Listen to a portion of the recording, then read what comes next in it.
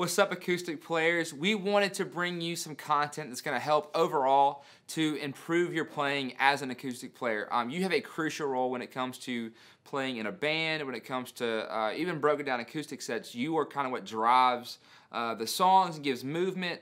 And one of the most important things you can have in your tool bag as an acoustic player is the ability to play dynamically. And so I wanted to walk you through a few of my approaches, a few things that I do when I play acoustic to really help give a song movement. One of the things that we want to avoid is playing at 100% dynamics the whole time. So, just as loud and as hard as you can. We all know somebody that plays like this,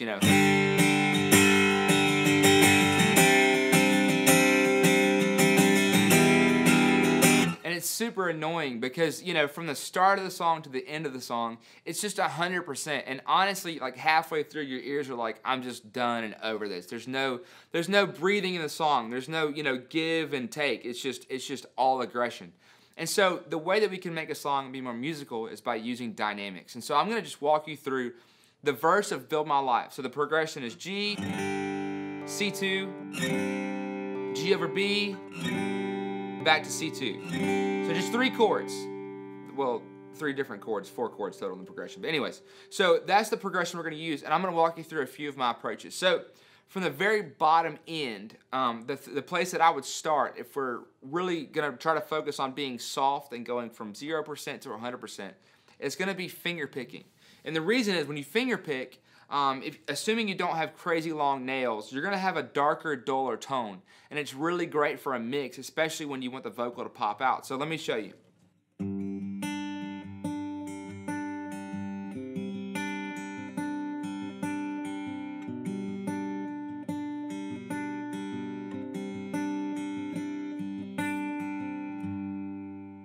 So that's my first approach. And so if I'm in a really soft part of a song, that's where I'm going to start.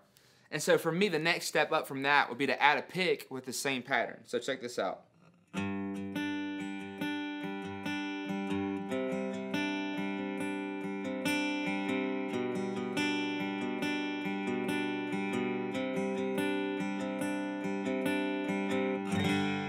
And so as you can see, there's a little more top end and a little more cut through that's added when you put a pick into the mix. I played the same thing that I played with my fingers, but with the pick it comes out a little bit more. So our dynamic level went from probably 5% to about 10 to 15%.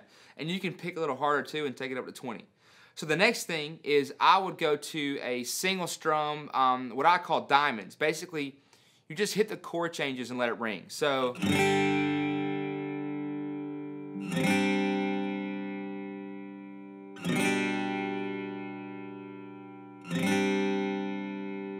so an important part of this technique would be not to strum as fast as you can, but you want to rake. So kind of drag your pick across the top. So, the difference would be this. So here's a rake as opposed to a fast strum. There's a difference, So you want to make sure that you kind of drag it across, keep it in tempo, obviously, but it gives a little bit more movement, a little more just vibrance to your strums. So the next thing is going to be to add a few more strums, but don't fill up the whole measure of that chord. So like this. And this song in particular, I think Pat Barrett plays acoustic on it, but he's going and then lets it sit for the rest of that measure. So check this out.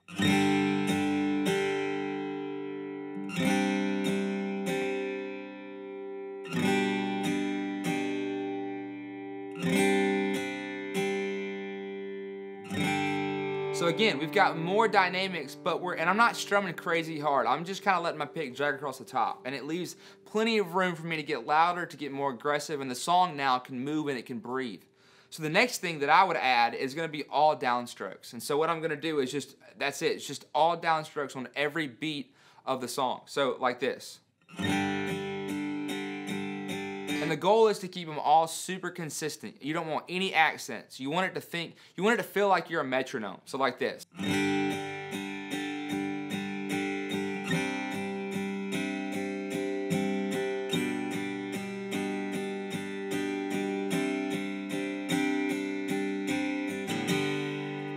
And that's my next technique. So what I'm gonna do from there is I'm gonna add a big downbeat and then keep my strums after that a little bit lighter. And so I'll do it both with the push strums, kind of leaving some space, and then with all downstrokes. So here's the first one with kind of some spread out strums. So a big downbeat.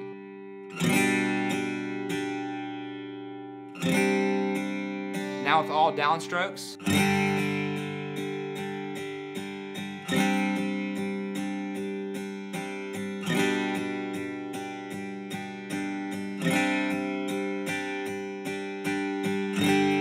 Again, that's just another level of dynamics. And so let's start to add some more. So now I'm going to add some alternate strumming, so up and downs. And so here we go. So I'm going to keep my downbeat big, but I'm going to add some movement up and down. Here we go. And they're still quiet.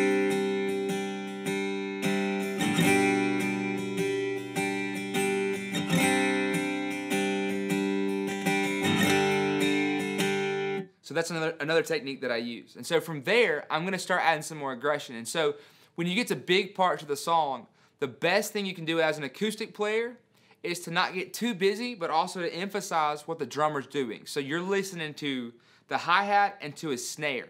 And so on this song, when I go to a big verse, what I'm going to do is I'm going to go...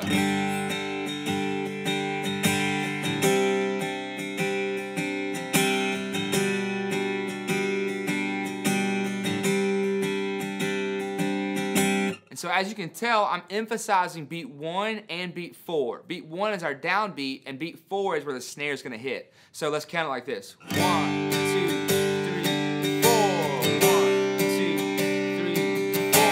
1, 2.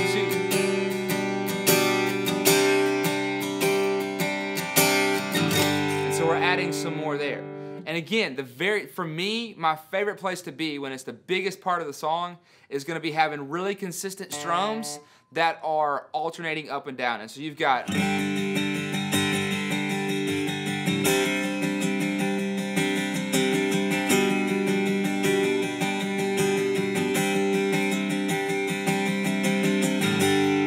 the important thing there is to keep the strums super consistent and on time. So if you're playing 16ths, make sure that you're locked into that metronome. If you're 8ths, lock into that metronome. So I'm going to play a few pieces of the song in order just so you can see how I would grow dynamically this song. So check this out.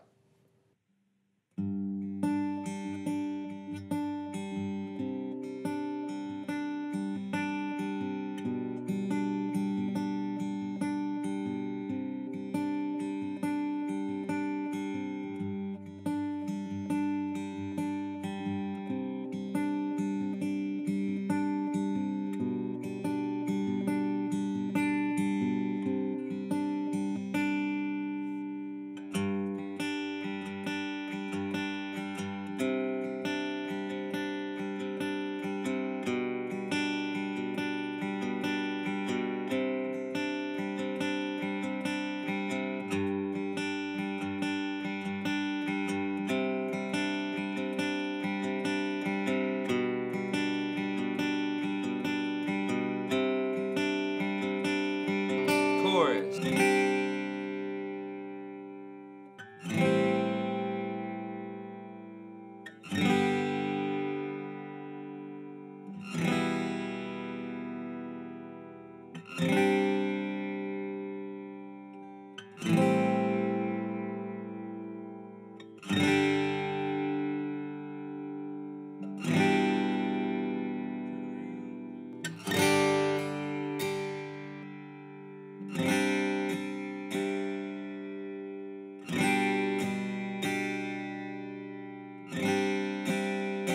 Verse 3.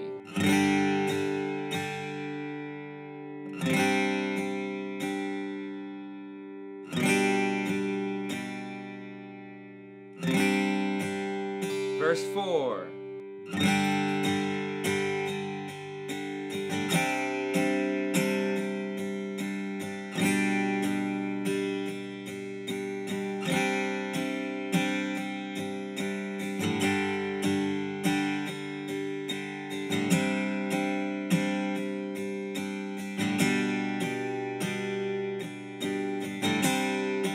Chorus.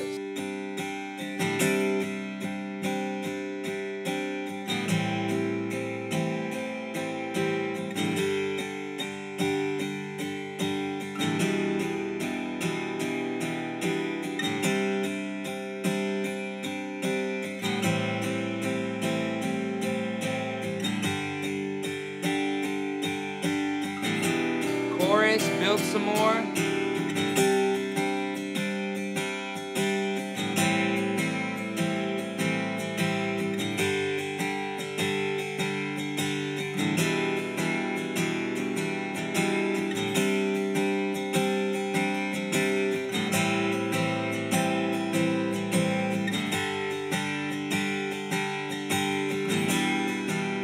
Bridge breakdown.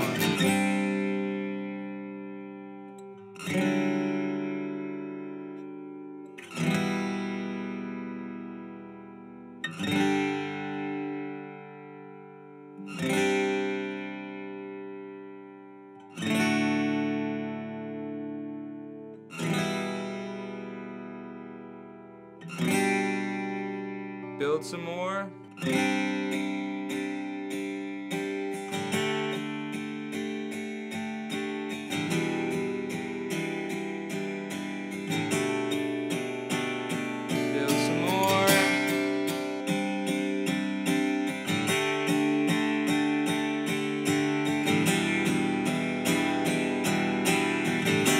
Chorus, 3, 4.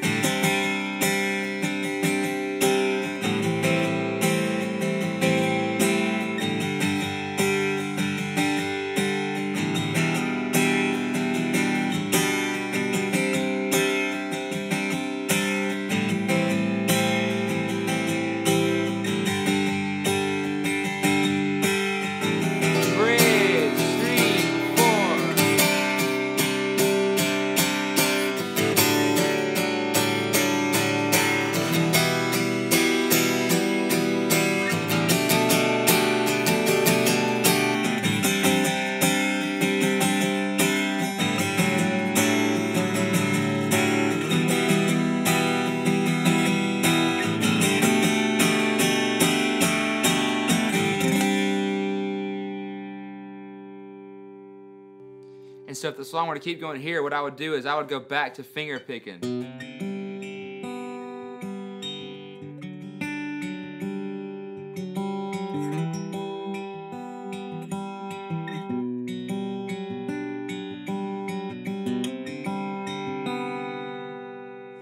So that gives you a few ideas of how to flow dynamically. And if you listen to the whole song, you can kind of see where I'm trying the different techniques and I'm adding those things in the song without words being there. You could tell the song was growing, it was moving, and dynamically what we did is we took the song from about 5% to about 105%. And that's what you want to do, because if every song goes from 90% to 100%, and that's the only movement you have, at some point you're going to get tired of hearing yourself play. It's going to be annoying to people's ears. And so we want to be musical. We want to allow songs to breathe. We want to give room for other instrumentalists to step in.